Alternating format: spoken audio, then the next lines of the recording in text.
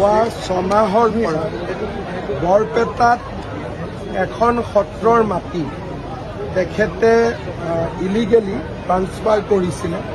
তেতিয়া আমি তেওঁক ট্ৰান্সফাৰ কৰিছিলোঁ বৰপেটাৰ পৰা, আৰু লগতে মই CM ভিজিলেন্সৰ তদন্তৰো নিৰ্দেশ দিছিলোঁ।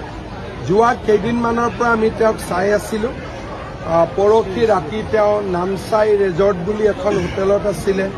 আমি তেওঁক তাৰ পৰাই ট্ৰেক কৰি আছিলোঁ, আৰু যেতিয়া তেওঁ ঘৰ আহি পালে আমি এৰেষ্টো কৰিলোঁ, তালাচীও চলালোঁ।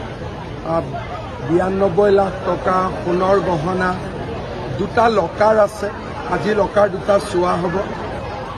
আমি আয়তকৈ তেওঁৰ সম্পত্তি 400 গুণ আমি বেছি পাইছোঁ। গতিকে আমি ভাবোঁ যে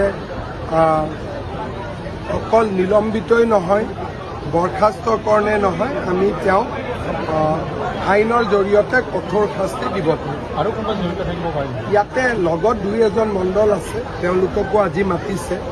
কিন্তু আমাৰ অসমত দুৰ্ভাগ্যবশতঃ এনেকুৱা ঘটনা মাজে মাজে ঘটি থাকে।